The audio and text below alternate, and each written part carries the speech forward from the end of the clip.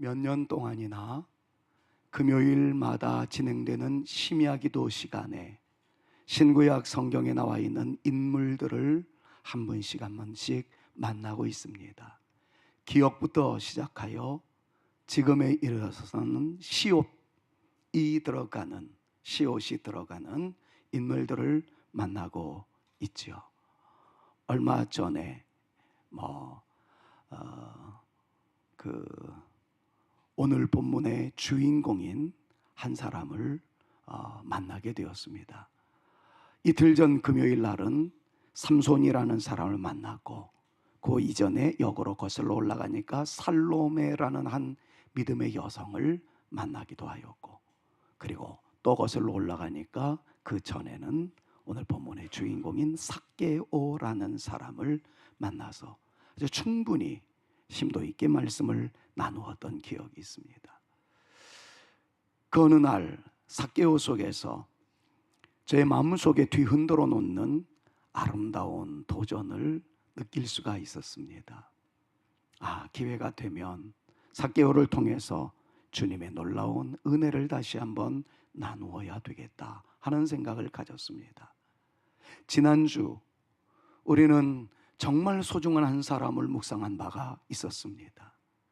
세상에 참 많은 대단한 믿음의 사람들은 굉장히 많았었는데, 기적을 가져올 수 있는 능력까지 소유한 참 많은 기도의 능력자들도 있었는데, 진짜 믿음을 보기는 너무 어렵다라고 탄식하는 주님의 말씀 속에서, 대단한 믿음의 숲 속에서 진짜 믿음의 외로운 한 나무의, 한 그루의 나무가 하나님의 시선을 집중시킨다는 것을 살펴본 일이 있었기 때문에 그 말씀에 이어서 오늘 삭개오를 통해서 한 번 더 다지는 것도 의미 있겠다 싶어서 오늘 이 삭개오를 만나고자 합니다. 여러분들이 잘 아시는 존재이지요. 삭개오를 한번 만나보겠습니다. 예수님이 지나가신답니다. 사람들은 예수님을 만나기 위해서 무리지어 모여들기 시작했습니다. 예수님을 정말 만나고 싶었던 삭개오, 예수님을 향해서 달려나갔지만 예수님을 쉽게 만날 수는 없었습니다. 그 이유는 그에게 신체적 약점이 있었기 때문이었다는 겁니다. 키가 몹시 작았습니다.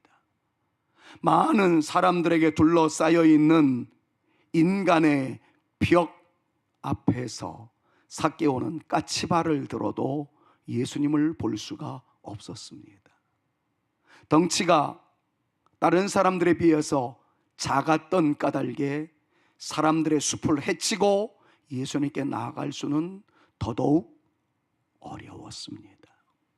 그러나 예수님을 보고 싶어 했었던 열망이 얼마나 컸던지, 그는 자기의 신체적 약점을 딛고 일어날 수 있는 한 수단을 발견하고 그 수단을 이용하기 시작하였다는 겁니다. 예수님을 볼 수 있을 정도의 높이의 나무가 하나 있었습니다. 옛날 성경에는 뽕나무라고 나와 있지만 히브리어로 시크마라는 단어를 사용하고 있는 것은 현재적 언어의 방법으로는 돌무화과 나무가 맞다라고 학자들은 이야기를 합니다. 어쨌든 어떤 나무이든 삭개오는 그 나무 위로 올라갔습니다. 나무 위로 올라간 삭개오, 이것이 어떤 의미가 있겠습니까? 다시 우리는 삭개오의 존재부터 한번 생각해 볼 필요성이 있습니다. 성경은 그에 대해서 말하기를 부자였다라고 이야기합니다. 더 나아가서 로마의 정치적 백그라운드가 있었다라고 이야기합니다. 그때 당시 이스라엘은 로마의 속국, 식민지였습니다. 우리나라의 예로 들자면 일제강점기에 해당되는 비슷한 그러한 모양새라고 생각하시면 틀리지 않을 것 같아요. 친일파가 있습니다. 일본의 권력의 앞잡이의 노릇을 하면서 막강한 권력을 휘둘러 부자가 된 친일파였다라고 한번 생각해 보십시오. 우리 동포들에게 있어서의 친일 행적의 그 사람은 얼마나 증오의 대상이 될 수밖에 없었겠습니까? 삭개오는 그런 존재였습니다. 본인은 로마 권력을 등에 업고 부자가 되었고 나름대로 권력을 휘두를 수 있는 존재가 되었지만 민중들에 의해서는 지탄의 대상자가 되었던 것이었습니다. 그러니 외로웠습니다. 힘든 나날이었습니다. 부자였는데 우울했습니다. 권력의 등 뒤에 있었는데도 만족함이 없었습니다. 그러던 어느 날 그의 우울과 불안과 불만을 이길 수 있는 신기로운 힘이 있으신 분이 지나간다는 이야기를 듣자 희소식이었습니다. 나의 이 공허함, 나의 이 우울함, 나의 이 그늘져 있는 어둠의 요소를 한 방에 날려버릴 수 있는 그분을 만나는 것이 내 인생에 있어서의 가장 놀라운 기회가 될 수 있을 것이다라는 설렘이 그에게 있었던 것이었습니다. 뛰어나갔던 것이지요. 그러나 이미 말씀드렸던 대로 수많은 사람들의 벽으로 인하여서 그 힘의 예수, 위로의 예수, 평안함의 예수를 볼 수가 없었습니다. 그래서 그가 선택한 것은 나무 위로 올라갔다는 겁니다. 얼굴만이라도 볼 수 있었으면 좋겠다. 이유는 딱 하나였습니다. 예수님을 보고자 하는 간절함이었다는 거지요. 그럼 수많은 세월을 목회를 해오면서 참 많은 성도들을 만났습니다. 그리고 만난 성도들과의 관계 속에서 이런 질문을 참 많이 받았습니다. 여러분들도 한번 생각해 보시지요. 이런 질문 속에 여러분들의 질문도 포함되어 있지 않던가요? 예를 들면 이렇습니다. 하나님의 응답과 예수 그리스도의 은혜는 언제 우리에게 임하시겠습니까? 우리가 얼마나 간절히 사모하며 얼마나 부르짖어야 만족할 만한 하나님의 응답을 받을 수 있겠나요? 나는 기도하는데 왜 하나님은 우리의 기도에 즉각 응답하시지 않는지 모르겠습니다. 마치 하나님을 굼뜬 하나님으로, 더디 움직임은 하나님으로, 우리의 기도에 별 관심이 없는 무관심한 하나님으로 생각되어질 때, 그때가 여러분들에게는 없었습니까? 저는 참 많이 유사한 질문을 받았던 경험이 있습니다. 오늘 이 시간에는 이 말씀을 증거하면서 오히려 그런 질문을 던지시는 모든 분들에게 제가 되묻고 싶습니다. 정말 그럴까요? 하나님은 우리들에게 굼뜬 하나님이었을까요? 하나님은 정말 우리의 기도에 별 관심이 없으셨던, 우리의 기도에 더디 응답하셨던, 타이밍을 제대로 맞추지 못하셨던 그런 하나님이었을까요? 이런 질문을 던지면서 저는 오늘 이 말씀에 근거하여 진정한 또 다른 질문이 있음을 여러분들에게 나누고 싶었습니다. 물론 여러분들에게 나누기에 앞서 저에게 먼저 던졌던 질문이기도 합니다. 하나님은 굼뜬 하나님인 것 같아요. 더디 응답하시는 하나님인 것 같아요. 나의 기도에 별 관심을 갖고 있지 못한 하나님인 것 같아요 라는 생각이 본물 터지듯 우리의 마음속에 가득 채워지고 있었을 때, 오히려 우리의 영혼에게 한번 질문을 던져봅시다. 내가 하나님 앞에 나아가 기도할 때 과연 하나님 앞에 부르짖는 부르짖음의 진정성은 얼마나 되었던가?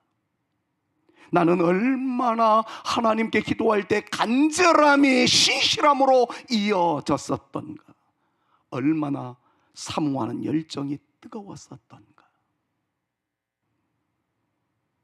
하나님께서 나에게 역사하시는 그 모습 대비 내가 사모하는 열정, 뜨거운 열정, 주님의 은혜를 갈구하고자 하는 걸어간 몸부림은 얼마나 되었던가 하는 것을 오늘 한 삭개오와 결론 부분의 한 인물을 통해서 우리의 심령을 한번 점검해 보고자, 그래서 우리의 믿음은 진짜 믿음이었는가를 다시 한번 살펴보고자 하는 것이 오늘 설교의 주된 핵심입니다.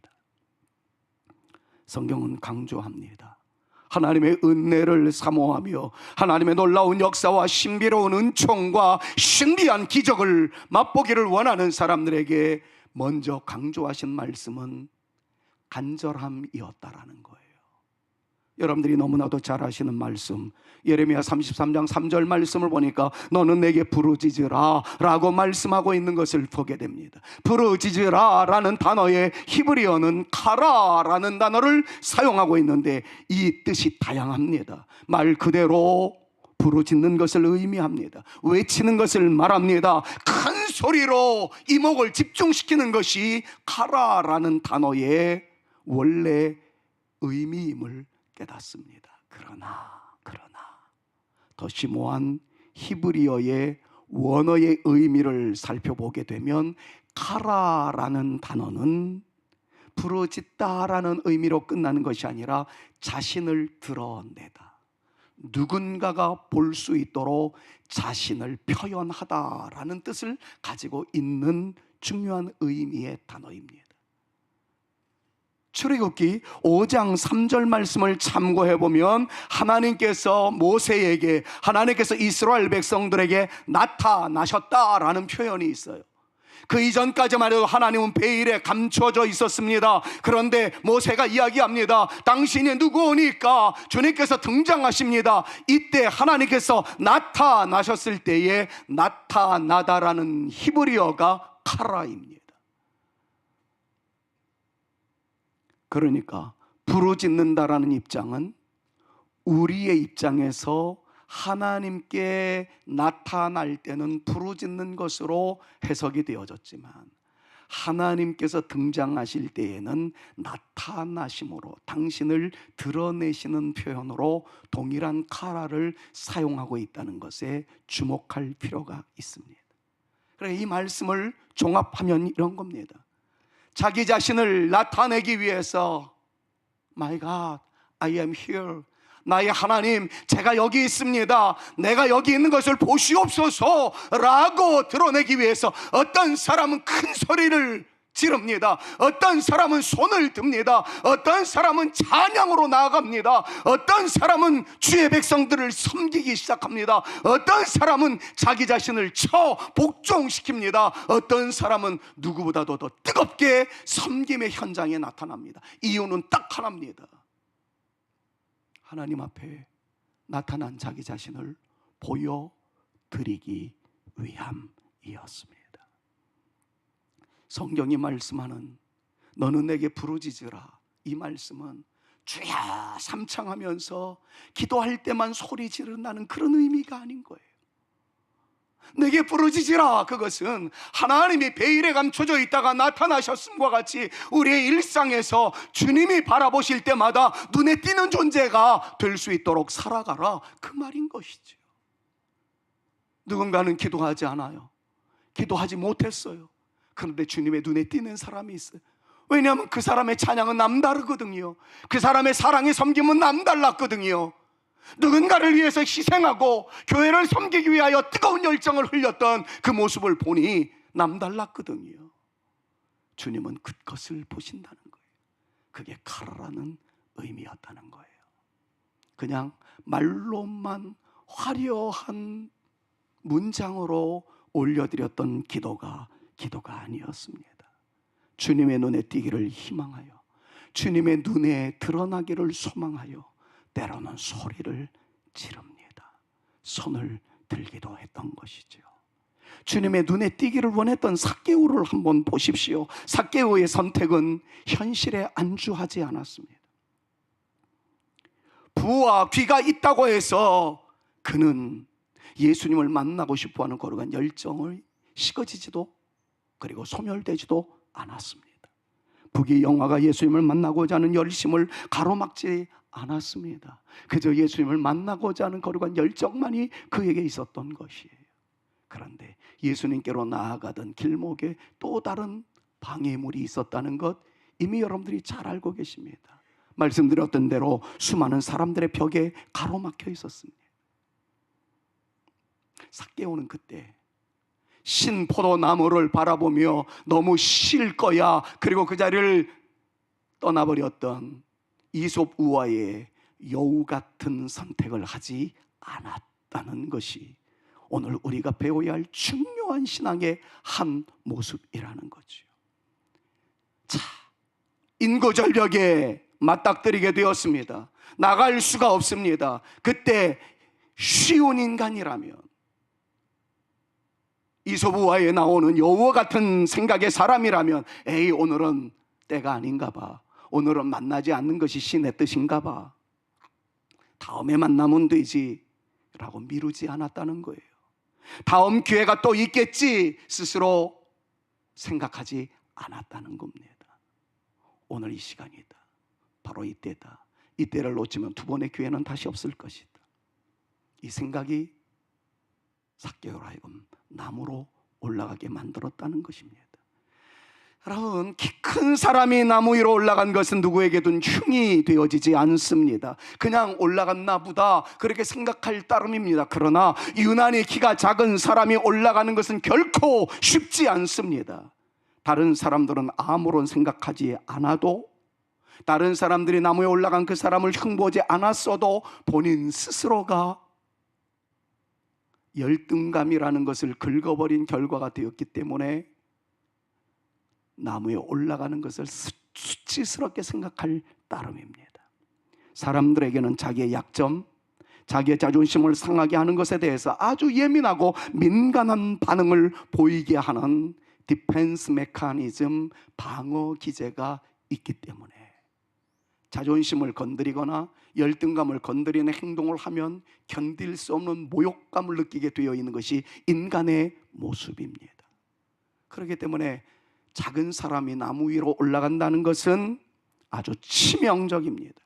자기의 한심한 모습을 보여주는, 치부를 인정하게 되는 굴욕적인 기분을 느끼게 만드는 그런 행동이었을 가능성이 매우 높습니다. 한마디로 말하면 결코 쉽지 않은 일이었습니다. 그런데 그는 올라갔다는 거예요. 자기의 연약함, 자기의 자존심, 자신의 열등감, 이런 것들은 아무런 문제가 되어지지 않았다는 겁니다. 그의 마음속에는 딱 하나만 있었습니다. 그분을 만날 수만 있다면, 예수님을 만날 수만 있다면 내 자존심 따위가 무슨 문제가 되겠나, 나의 열등감 따위가 무슨 문제가 될 수 있겠나, 예수님을 만날 수만 있다면. 이런저런 소리에, 이런저런 마음의 해석에 주님을 향한 마음이 줄어들지 않았습니다. 사랑하는 여러분, 믿음 생활을 하다 보면 여러분들 모두가 다 원치 않는 이야기를 들을 때가 있습니다. 아니, 어떤 사람들, 다른 사람들은 여러분들에 대해서 흉거리를 잡거나 여러분들을 비난하거나 여러분들을 흉잡는 그런 이야기를 하지 않는데, 마치 내 안에 마음에 이 상처가 있고 마음에 불안 심리가 있어서 몇몇 사람들이 이야기하는 것이 마치 나에 대해서 까십거리를 이야기하는 것으로 해석되어질 때도 없지 않아 있을 수 있습니다. 다시 언급할게요. 열등감, 감추고 싶은 어떤 연약함이 우리 가운데 있을 때에는 마치 다른 사람들이 우리를 흉보는 것 같은 불안 심리가 우리 가운데 생겨날 수도 있다는 거죠. 그러다 보니까 자기를 잘 아는 사람들의 관계 속에서 대화를 나누고 생활하는 것이 굉장히 어려운 사람도 있다는 것을 많이 느끼게 됩니다. 그러다 보니까 결국에는 나를 모르는 사람들의 사회로 가버리고 싶은 생각이 종종 들 때가 있다는 성도님들을 많이 만나보게 됩니다. 저를 모르는 다른 데 가서 믿음 생활을 하랍니다. 그런데 여러분, 그 모든 것들은 시간의 차이의 문제일 따름이지, 나를 모르는 사회에 간다 할지라도 거기에서 1, 2년, 2년, 3년 지나고 나게 되면 또다시 같은 사회 속에서 우리는 존재하게 될 수밖에 없는 것을 우리는 직면하게 됩니다.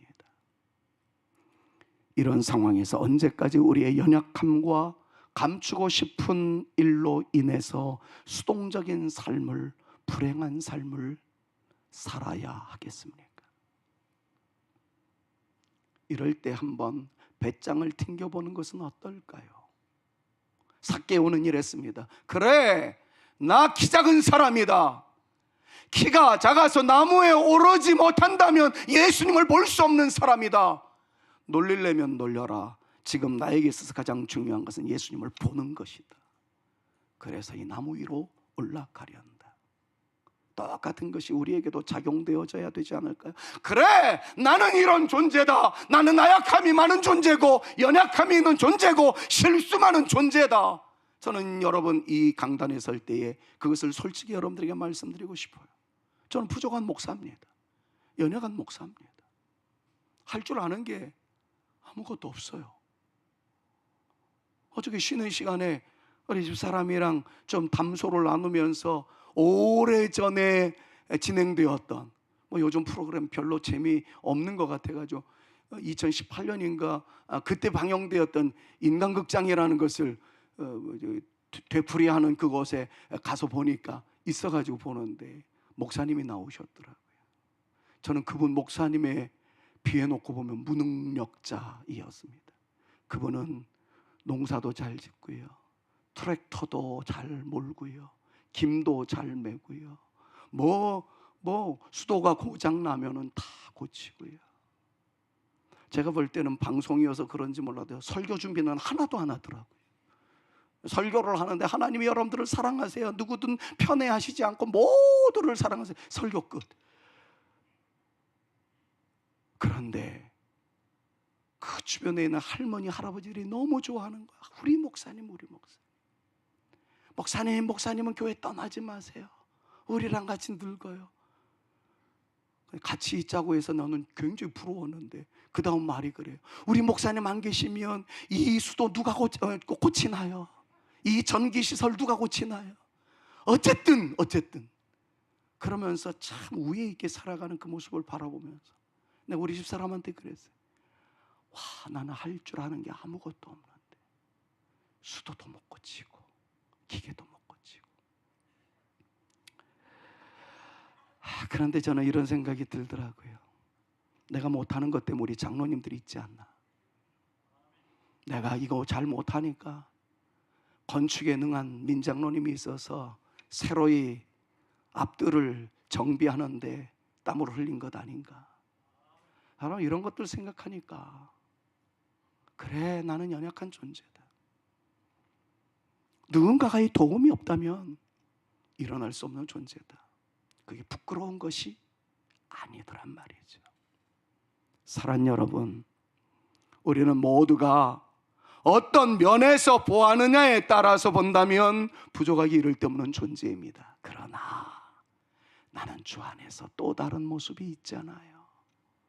제가 설교를 잘하는 것은 아니지만 여러분들한테 성경의 진술을 드러내기 위해서 누구보다도 책상에 앉아서 원어를 분석하며 열심히 말씀을 준비하기 위해서 애를 쓰는 흔적은 다른 사람은 몰라도 주님께서만 알아주시면 고맙겠습니다. 이 마음으로 지금까지 버티고 온 목사입니다. 사랑 여러분, 수요 예배 때 우리는 놀라운 진리의 말씀을 몇 차례 나누었던 기억이 있어요. 칭의라는 내용을 가르치면서 저는 이렇게 설명을 했습니다. 칭의라는 말의 시작은 우리가 죄인이었다는 것을 전제하는 것이라고 말이죠.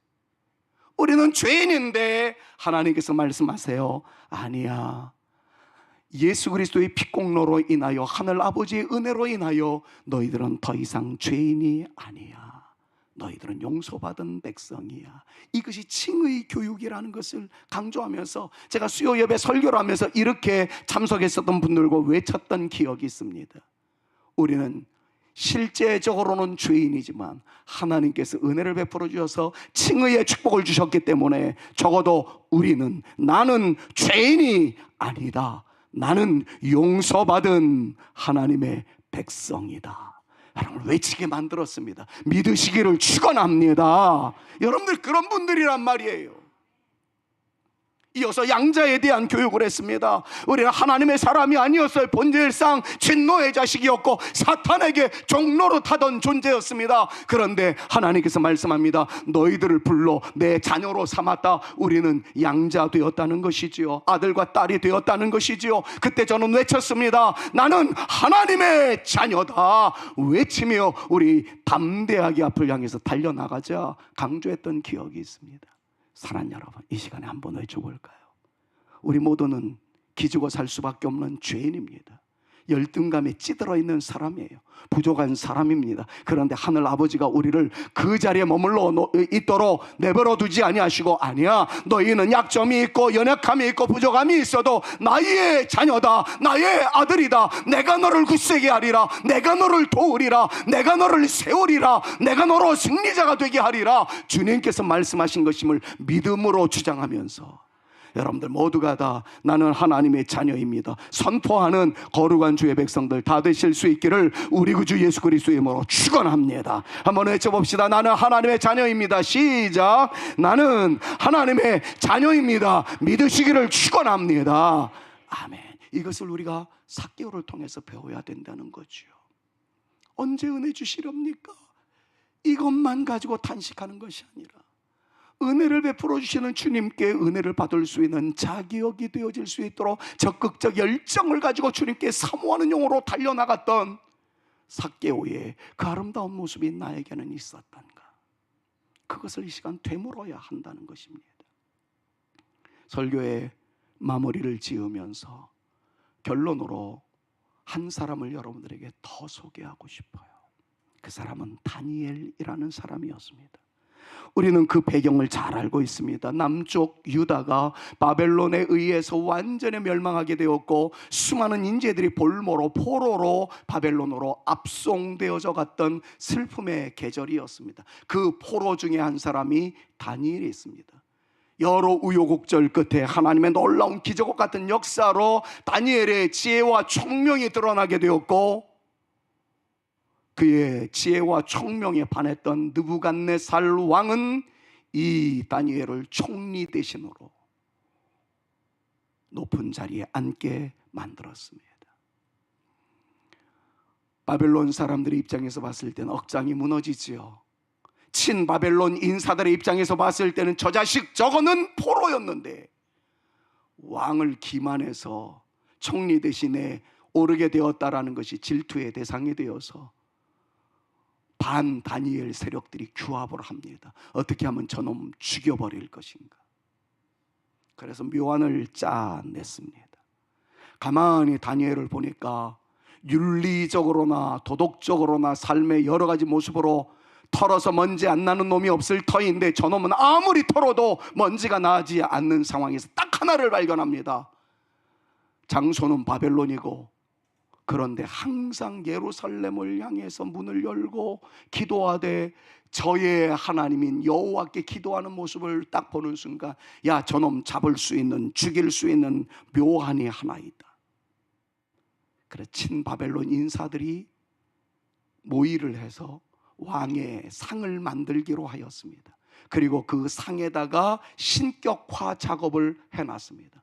왕의 신격화, 신상을 만들어 놓고 왕에게 절하도록 법을 만들었습니다. 그리고 법령 유효 기간을 30일로 만들었던 거예요. 만약에 왕의 상에게, 왕의 신상에게 절하지 않는 사람은 사자굴로 집어 던져서 사자들의 밥이 되도록 하는 차명을 내리는 것을 법령화 시켰습니다. 왕의 입장에서는 기분 나쁠 이야기가 아니지요. 자기를 신격화 시켰으니까요. 그래서 도장을 찍어 줍니다. 30일 동안의 전쟁이 선포된 거예요. 간단하게 요약하자면 이거죠. 다니엘의 입장에서 봤을 때 기도하면 죽는다, 하나님을 섬기면 죽는다. 여러분, 이런 법조항이 여러분들 가운데 나타나게 된다면 우리들 마음속에 합리적 이성과 핑계대고자 하는 인간의 디펜스 메커니즘, 방어 기제를 놓고 본다면 어떤 생각들이 툭툭 튀어나올까요? 30일입니다. 30일 까짓거 30일만 눈 딱 감자. 하나님도 이해하실걸. 30일간 기도하지 않는다고 하나님께서 미워하시겠나? 30일 동안 기도하지 않는다고 세상이 개벽되겠나? 별의별 생각이 다 들었을 겁니다. 여러분들이 생각할 수 있는 모든 가능성, 여러분들이라면 쉽게 선택할 수 있는 모든 생각이 그때 다니엘의 생각일 수도 있었을 것이다. 충분히 적용해도 틀리지 않을 것 같습니다. 그런데 성경 다니엘서 6장 10절 말씀은 다니엘의 입장에 대해서 단호하게 이야기하고 있어요. 우리 같이 한번 읽어봅시다. 그리고 설교 마무리할 거예요. 다니엘이, 같이 한번 읽습니다. 시작. 다니엘이 이 주소에 왕의 도장이 찍힌 것을 알고도 자기 집에 돌아가서는 윗방에 올라가 예루살렘으로 향한 창문을 열고 전에 하던 대로 하루 3번씩 무릎을 꿇고 기도하며 하나님께 감사하더라. 저는 이 말씀을 읽는 순간 다니엘의 이 꼴통 보수 같은, 또라이 같은 이 행동은 하나님의 시선을 끌기 위한 다니엘의 거룩한 몸부림이었다라고 정의를 내리고 싶었어요. 왜 삭개오를 연구하는데 다니엘의 이 모습이 떠올려졌고, 다니엘의 이 모습을 떠올리는 순간 왜 삭개오가 떠올려졌는지 전 잘 모르겠습니다. 근데 공통점이 있었어요. 삭개오는 예수님의 시선을 끌어당기기 위한 그의 거룩한 몸부림이 있었고, 다니엘은 하나님의 이목을 집중시키기 위한 그의 몸부림이 있었다는 겁니다. 방해의 요소, 제가 이제 일일이 빠른 시간 안에 열거를 할 겁니다만, 여러분 이 시간 마치 여러분들의 영성을, 여러분들의 마음의 구조를 체크하듯이 체크리스트처럼 한번 체크해 보십시오. 여러분, 합리적인 이유가 왜 없었겠습니까? 그런데 다니엘은 합리적 이유를, 합리적 핑계를 대지 않습니다. 제가 구체적으로 다 이야기하기는 시간상 부족합니다. 그러나 몇 단어에 절절히 나오고 있는 몇 단어를 한번 체크해 보실까요? 일단 6장 10절에서 제일 먼저 강조하고 싶은 것은 어인이 찍혀 있는 것을 알고도 라는 거예요. 왕의 도장이 찍혀 있는 것을 알고도. 이 말은 뭡니까? 왕의 도장은 뭡니까? 왕의 신상 외에 다른 것에 기도하거나 절하는 놈들은 다 사자굴에 던져버려라, 이거예요. 왕이 결재를 했습니다. 이제 법령은 30일 동안 시행되어야만 합니다. 이것을 몰랐다면 하나님께 기도할 수 있었겠죠. 근데 다니엘은 그걸 알았습니다. 죽는다는 것을 알고도 했다는 거예요. 기도를 빠졌습니다. 혹은 용기 있게 기도를 했습니다. 누군가가 와서 너 기도했잖아 그랬을 때 나는 그런 법령이 있는지 몰랐어요. 바로 우리나라 사람들 가운데 실수를 해놓고도 많이 선처를 요구할 때 사용되는 것 가운데 하나가 취중이라는 거죠. 술 취했다 그러면 또 많이 정상을 참작하고 막 이딴 소리 나와서 우리가 분개하고 있는 것들 가운데 하나가 그거 아닙니까? 난 몰랐어요. 근데 다니엘은 알았다는 걸 솔직히 이야기합니다. 알았어요. 기도하면 죽는다, 알았습니다. 그 다음 말씀은 자기 집으로 돌아갔다고 이야기합니다. 여러분, 저 같았으면 이렇게 핑계댈 수 있을 것 같아요. 지금 위치가 전국을 감찰하는 국무총리거든요. 30일 동안 지역 순회하면 되잖아요. 합리적인 일 아닙니까? 기도하는 그 시간에 30일 동안 국무총리의 소임을 감당하기 위해서 전국 순회하고 있는 중입니다. 이러면 하나님한테도 할 말이 있잖아요. 소나기는 피하는 게 상식 아닙니까? 30일만 눈 딱 감고 전국 순회 돌면 끝나는 것 아니겠습니까? 근데 그는 비겁한 행동을 하지 않습니다. 자기 집으로 돌아갑니다. 그 다음 말씀이 더 기가 막혀요. 윗방으로 올라갔다는 겁니다. 여러분, 지금 전 세계적으로 기독교 사상을 압제하는 차원에서 크리스찬들을 여전히 죽이는 나라의 1등이 북한입니다. 우리는 그분들을 크리스찬 민초라고 이야기를 합니다. 근데 그분들의 몸부림을 잘 알고 계시잖아요. 지하 세계로 땅을 파고 토굴로 들어가서 기도하는 그분들의 모습을. 그것도 대단한 용기 아닙니까? 그것이 발각돼서 숙청되어지는 그러한 일들이 비일비재한 상황에서 지하 세계로 내려가서 기도하는 그분들도 우리의 신앙적 귀감이 되어지는데, 다니엘은 그가 생각을 조금이라도 했다면 지하 토굴로 들어갈 수도 있었을 터인데 정말 바보 같은 짓을 합니다. 다 드러나는 위층으로 올라갑니다. 더 쪼다 같은 행동을 보십시오. 그의 몸을 예루살렘으로 향하고 있다는 거예요. 누워서 기도하면 안 되겠습니까? 30일만. 걸어다니며 기도하면 안 되겠습니까? 30일만. 굳이 예루살렘 쪽을 향해서 기도하는 이것은 무슨 또라이 같은 짓이겠습니까? 그런데 다니엘은 그렇게 했다라는 거예요. 더 바보 같은 짓이 있잖아요. 지금 발각되면 죽습니다. 좀 은폐시켜야 되지 않을까요? 창문을 열었대요. 날 잡아먹으슈. 나 지금 하늘 아버지께 기도하고 있으니 날 고발하슈. 사자굴에 던져 넣으슈. 라는, 이건 데모 아니고 무엇이겠습니까? 기도하는 자기를 보라고 하에 창문을 열었어요. 전에 행하던 대로 30일만 참는 것도 지혜일 수 있었을 텐데 창문을 열었을 뿐만 아니라 전에 행하던 대로 광고할 필요도 없었을 텐데 마지막으로 하루 3번씩, 이건 뭐 전 자동 시스템입니다. 이건 차라리 죽겠다는 시위입니다. 결국 그의 기도의 제목을 들어보았더니 감사하더라 라고 말씀하고 있는 것을 봅니다.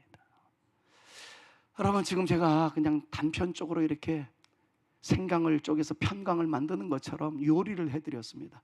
다시 6장 10절로 돌아가 보십시다. 그리고 다시 한번 읽어봅시다. 제가 설명했던 것을.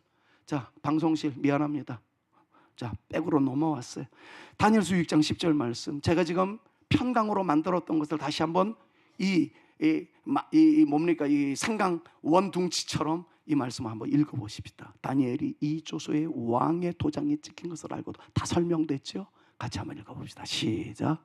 다니엘이 이 조서에 왕의 도장이 찍힌 것을 알고도 자기 집에 돌아가서는 윗방에 올라가 예루살렘으로 향한 창문을 열고 전에 하던 대로 하루 3번씩 무릎을 꿇고 기도하며 하나님께 감사하더라. 죽음의 위기에서도 도리어 그 죽음의 자리에서 이길 수 있는 비결이 하나님이셨음을 알기에, 하나님께 뛰는 존재가 되기 위해 이렇게 위기를 자초한 다니엘의 모습을 보면서 결국에 하나님 때문에 죽음이 아니라 하나님 때문에 살아나게 되었다는 이 사실 믿음으로 주장하며 우리의 믿음의 열정이 식어지지 않는 근거로 이 말씀이 우리의 심령에 차곡차곡 쌓여 있을 수 있기를 우리 구주 예수 그리스도의 이름으로 축원합니다. 하나님의 눈에 띄면서 합니다. 이 믿음이 다니엘로 하여금 승리의 용사가 되게 만들었다는 것을 이 말씀을 통해서 배우게 됩니다. 오늘 저는 2 사람을 소개했습니다. 한 사람은 다니엘의 뜨거운 열정, 사모하는 거룩한 몸부림으로 인해서 하나님의 시선이 다니엘에게 집중되었다라는 거예요. 또 한 사람은 오늘의 본문 말씀처럼 삭개오를 통해서 자기의 모든 열등감과 자기의 모든 무가치함과 자기의 모든 디펜스 메커니즘까지도 다 깨뜨려버리고 복나무 위로, 감람나무 위로 올라갔던 이 삭개오의 거룩한 열정으로 인하여 예수님의 시선이 머물게 만들었다라는 것, 여러분, 이것이 공통점이 있다는 것을 여러분들에게 말씀드렸습니다. 우리에게도 우리 아버지의 시선이, 우리 예수님의 시선이 머무를 수 있었으면 참 좋겠습니다. 뜨거운 열심으로, 거룩한 사모심으로 우리의 신앙생활도 한번 이런 뜨거움으로, 간절함으로 하나님의 눈에 띌 수 있는 존재가 되어질 수 있기를 간절히 소망하며 이거 붙잡고 열정을 다해서 달려나가는 우리 모두가 되어질 수 있기를 우리 구주 예수 그리스도의 이름으로 축원합니다. 주님께 뛰는 존재가 되고 싶어서 어떤 분들은 다른 사람들보다 더 열정적으로 찬양합니다. 주님의 눈에 띄기 위해서 어떤 사람은 찬양할 때 손을 들고 찬양합니다. 기도할 때 주여 삼탕을 외치기도 합니다. 어떤 사람들은 이런 시간이 없다면 나는 주님의 눈에 띄는 존재가 되어지기를 소망해서 주방에서 누구보다도 땀을 많이 흘립니다. 누구보다도 거룩한 손을 모으고 성도들을 섬기는 것이 주님을 섬기는 것인 줄로 알아서 교회 충성을 위하여 헌신합니다. 물질적인 여유로움이 있다면 주님의 눈에 띄기 위해서 마음껏 헌금 생활에 최선을 다합니다. 사람들마다 다 달라요. 그러나 한 가지로 귀결됩니다. 나의 이 행위로 말미암아 주님의 눈에 띄는 존재가 되어지기를 원합니다. 이거 하나예요. 이 말씀을 마무리하면서 제가 그 노래를 조금 안다면 몇 소절이라도 부르고 싶었는데 유감스럽게도 노래를 잘 몰라요. 그런데 가사가 늘 저에게 향기로움을 안겨다주는 가사였기 때문에 인터넷을 찾아보았습니다. 조용필이라는 아주 우리나라의 국보급의 가수가 있지 않습니까? 그분이 부른 노래 가운데 그대 발길 머무는 곳에 라는 노래가 있더라고요. 그 가사가 이렇습니다. 그대 발길이 머무는 곳에 숨결이 느껴진 곳에 내 마음 머물게 하여 주오. 그대 긴 밤을 지샌 별처럼 사랑의 그림자 되어 그 곁에 살리라. 뭐 이런 노래가 있더라고요. 근데 여기에서 나오는 인칭 대명사를 제가 손을 딱 대니까 오늘 설교의 결론이 되었습니다. 이렇게 제가 바꾸었어요. 나의 발길이 머무는 곳에 숨결이 느껴진 곳에 주님 마음 머물러 주시기를 원합니다. 나는 긴 밤을 지샌 별처럼 사랑의 그림자 되어 주님 곁에 살겠나이다. 그런 기도가 저의 마음속에 흘렀습니다. 사랑 여러분, 위대한 믿음을 가진 사람들은 9명이나 됩니다. 많습니다. 그러나 진짜 믿음을 가지고 있는 사람은 한 사람이었습니다. 하나님을 믿는다라고 이야기하는 사람들은 많습니다. 그러나 주님의 시선에 뜨인 존재는 본문 말씀에서의 삭개오 한 사람이었고, 참고구절로 묵상했던 다니엘서에서는 다니엘 한 사람이었습니다. 저는 이런 욕심을 품어봅니다. 우리 사랑하는 성산의 모든 가족 여러분, 오늘 예배드리는 모든 분들 다 주님의 눈에 띄는 존재가 되어질 수 있기를 우리 구주 예수 그리스도의 이름으로 축원합니다. 그러기 위해서 여러분만의 몸의 언어, 여러분들만의 주님의 시선이 띄일 수 있게 만드는 적극적인 신앙의 한 방법을 잡으십시오. 그것은 다 다룰 수 있어요. 그 거룩한 열정으로 주님의 시선을 사로잡는 저와 여러분들 모두가 되셨어요. 새로운 역사가 시작되어지기를, 새로운 주의 은혜의 물결이 파도칠 수 있기를, 그 은혜의 물결에 여러분들과 제가 주인공 되어질 수 있기를 우리 구주 예수 그리스도의 이름으로 축원합니다. 그래서 이 찬양이 저의 마음을 움직였어요. 이제는 나만 보지 않을게요. 내게로부터 눈을 들어 주님을 보기 시작할게요. 주님의 일을 하겠습니다. 내 작은 마음 돌이키사 하늘의 꿈을 꾸겠나이다. 주님을 볼 때 살아계신 하나님을 느끼고 싶어요. 그때 나의 삶은 주의 역사가 되고 하나님이 일하심을 내가 믿습니다. 하나님이 실수하시는 분이 아니더라고요. 나에게 문제가 있었더라고요. 주님을 바라보기 시작하십시오. 주께서 역사하실 거예요. 오늘 설교를 생각하면서 이 찬양으로 우리의 신앙을 하나님께 고백할 수 있었으면 좋겠어요. 내게로부터 눈을 들어 주를 보기 시작할 때 주의 일을 보겠네. 작은 마음 돌이켜서 하늘의 꿈 꾸게 하네. 주님을 볼 때 모든 시선을 주님께 드리고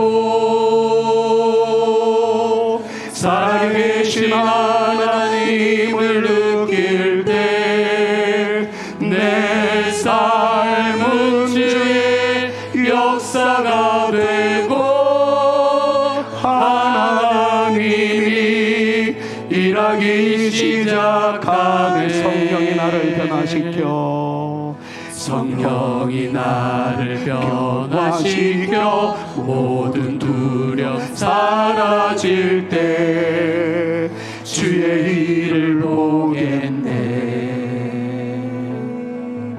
황폐한 땅 한가운데서 주님 마음 알게 되리. 주님을 볼 때 모든 시선을 주님께 드리고 전능하신 하나님을 느낄 때, 전능하신 하나님을 느낄 때 세상은 주의 나라가 되고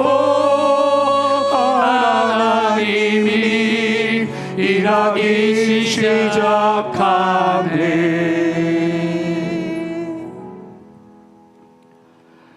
예수 그리스도의 은혜와 하나님의 사랑과 성령님의 교통 위로 충만케 하심이 하나님을 가까이 할 때, 내가 기도할 때 하나님은 우리를 위하여 디자인하시고 우리를 위하여 일하시는 그 역사가 나타나게 됨을 말씀을 통해 묵상한 사람들답게 나의 인생의 여정 속에 주님의 눈에 띄게 하는 아름다운 믿음의 열정과 거룩한 사모심으로 전진하는 내 인생 되어 보겠노라 결심하며 돌아가는 주의 택한 자녀들과 저들의 가정과 우리 사랑하는 성산교회 위에 이제로부터 영원토록 함께 있을지어다.